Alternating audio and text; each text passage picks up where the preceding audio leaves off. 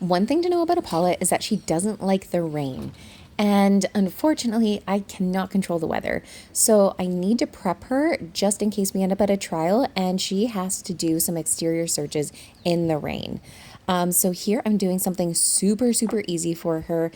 All there is one hide in one of the blue bins and then a distractor in the other. I just need her out here holding her indication, existing in the rain, not wanting to run back in, and just being comfortable. So that's why I'm just throwing treats at her, making her super happy. And I know that the blue boxes, she has a very good association with them. So I knew that that would draw her out of the house because typically she would just stay in and lay on the couch.